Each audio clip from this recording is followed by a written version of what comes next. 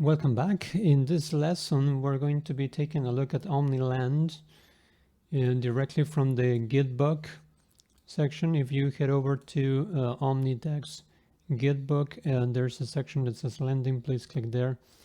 And we're going to read the introduction pretty quickly. This Omnilend is a part of the OmniDex family of decentralized financial services products. Omnilend provides a decentralized non-custodial solution to connect users who wish to lend with those who want to borrow. Depositors are able to earn a passive income by providing liquidity to the market, while borrowers are able to secure loans in an over-collateralized manner against whitelisted assets that they hold. Omnilend has security as its core. It is built on the proven open-source Aave protocol, providing confidence to both lenders and borrowers. Users' funds are held in decentralized smart contracts that have been formally verified and audited by third-party auditors. The protocol adopts a fully transparent risk management framework that is based on the recommendations of specialist quantitative modeling experts. And come and join our community and learn more about how you can benefit from decentralized financial trading. So basically here, what they're telling us that the protocol is pretty secure because it is based on the Aave protocol version 2, I should say. It doesn't say here, but it's Aave open source protocol version 2. And let's head over to earning with Omnilend, lend or lending, and how to deposit. Here we have a screenshot of the deposit page, and it says here, getting started with Omnilend is easy. Simply connect your wallet. The preferred wallet across the platform is MetaMask. And to the application that then selects deposit from the lending menu dropdown. Choose an asset, and when you are ready to deposit, press the deposit button.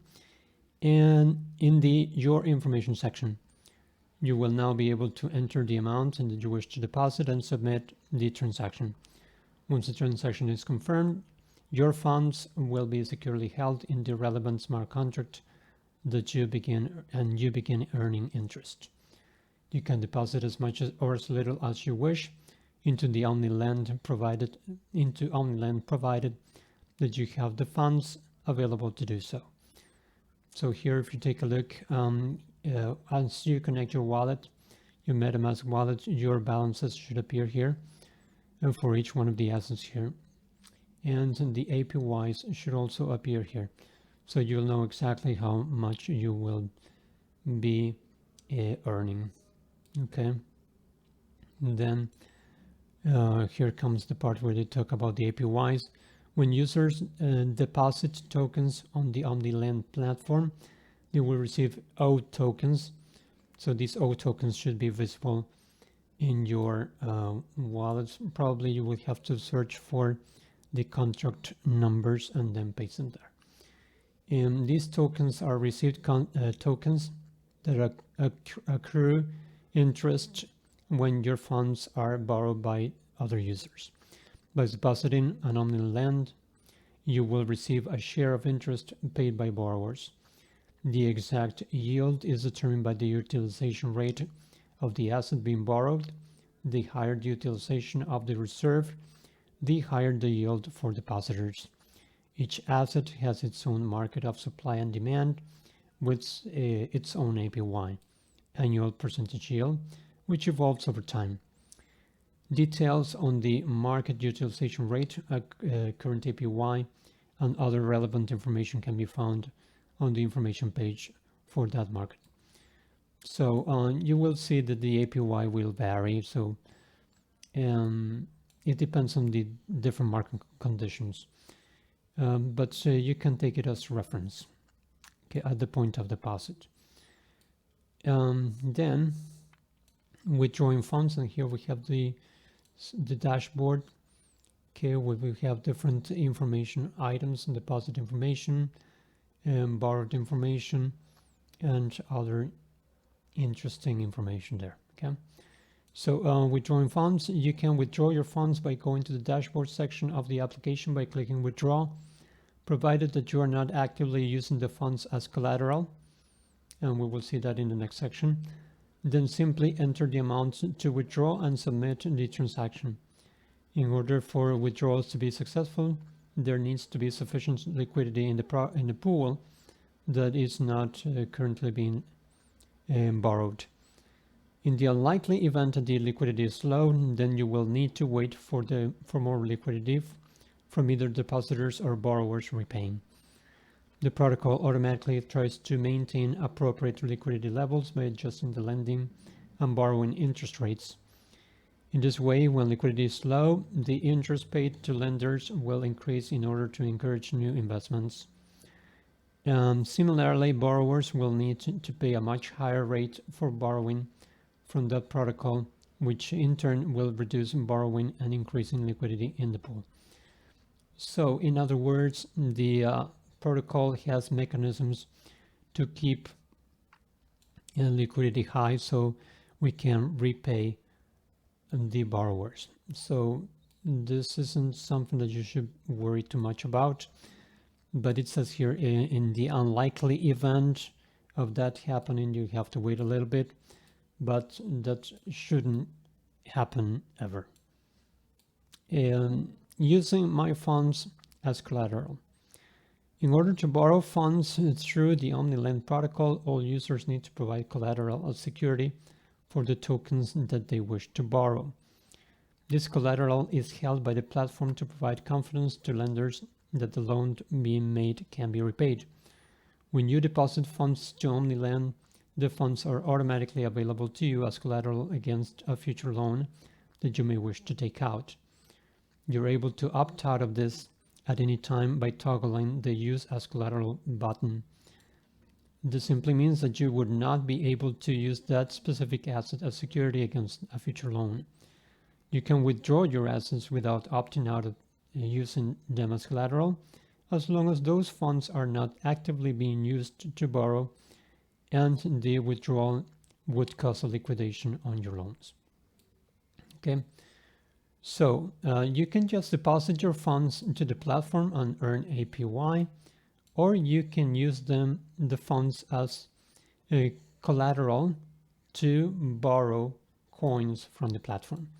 And we will see detailed information on borrowing here.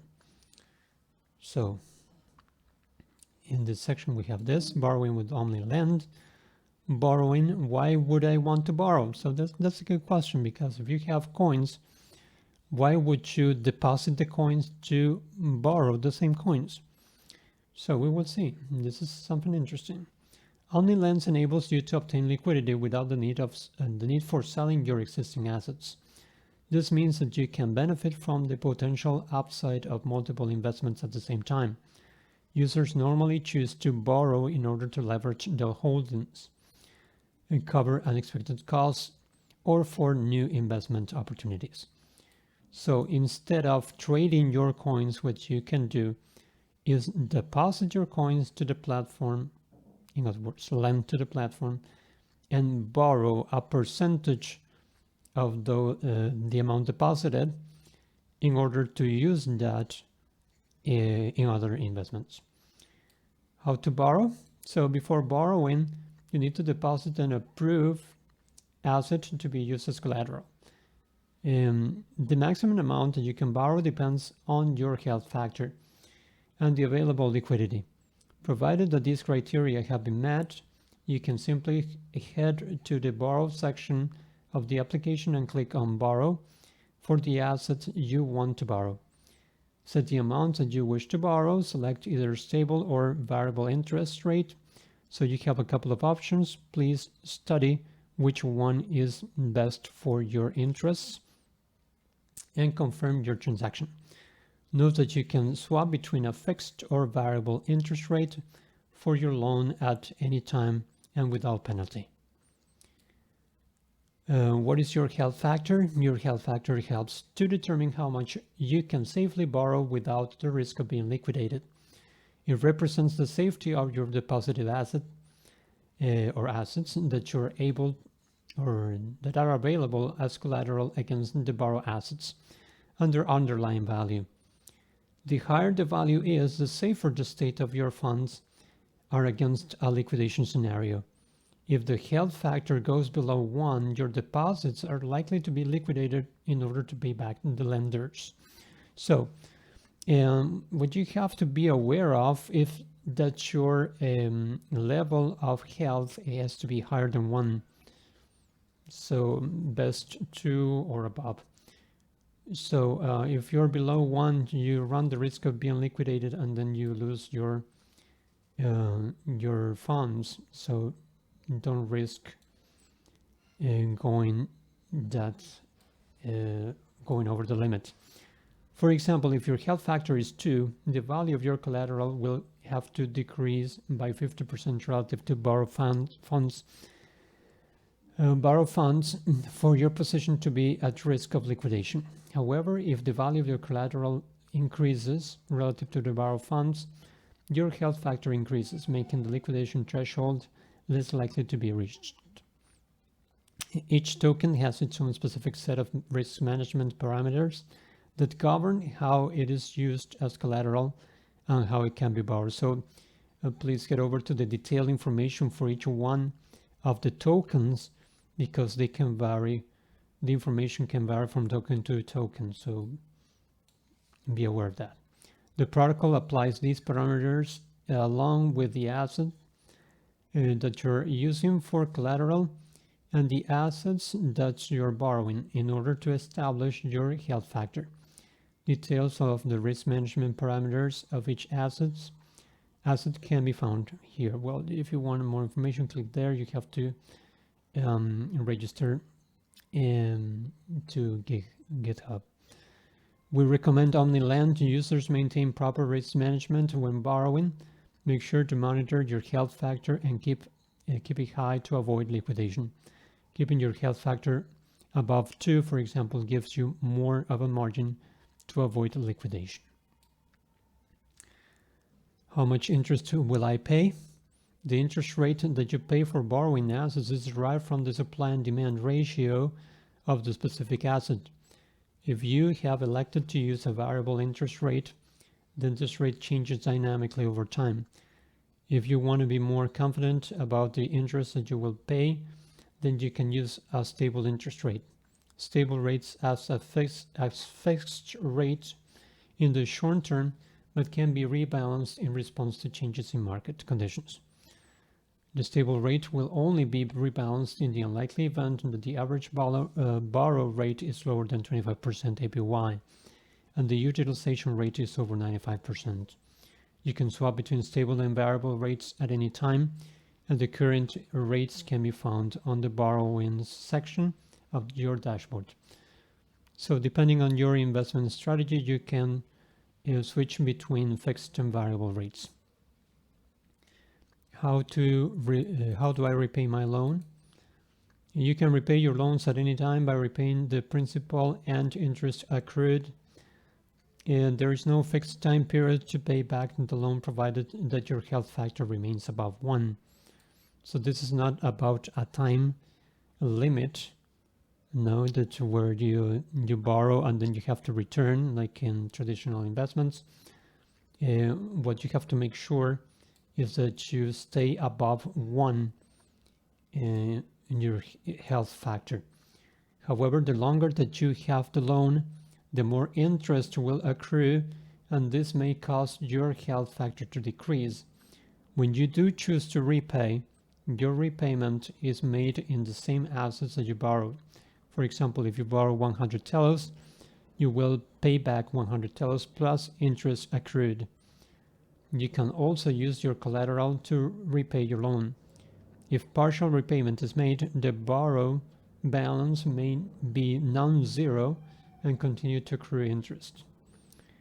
In order to repay a loan, you simply go to the borrowing section of your dashboard and click on the repay button for the assets you want to repay. Select the amount to pay back and confirm the transaction. And you can see the screenshot where you have the repay overview, right? Now let's take a look at liquidation. And here we have the introduction to liquidation. If a borrower's total collateral value falls below the value required to meet the liquidation ratios for the assets that they're borrowing, then the liquidation process may be triggered. This might happen when the collateral value decreases relative to the value of the borrowed asset. If liquidation does occur, up to 50% of the borrower's debt is repaid by the liquidator, and that value plus a liquidation fee is taken from the collateral available. This process reduces the remaining debt to be repaid. However, the borrower has incurred the additional liquidation fee. This liquidation fee depends on the asset that is used as collateral, and details of these can be found in the risk parameters section of this documentation. Liquidation example. Charlie deposits 10 ETH as collateral against a USDC loan, which is valued at 6 ETH, given a loan to value ratio LTV of 60%. ETH has a maximum LTV of 80% and a liquidation threshold of 82.5%, which makes Charlie's loan acceptable.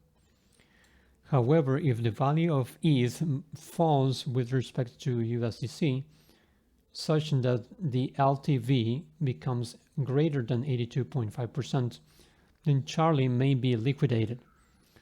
A liquidator chooses to repay the maximum 50% of Charlie's loan, this being 3 ETH worth of USDC, and in return claims a liquidation fee of 5%, 0.15 ETH.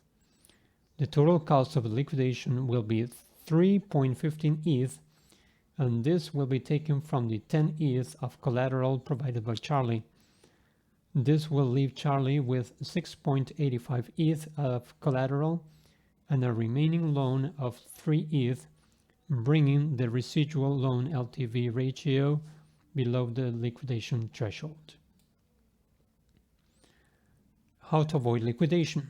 In the above example, Charlie could have avoided liquidation by maintaining a strong health factor. This can be achieved by depositing more collateral assets or by repaying part of a loan. Users should note that loan repayments increase your health factor by more than deposits. We recommend Omnilend users maintain proper risk management when borrowing.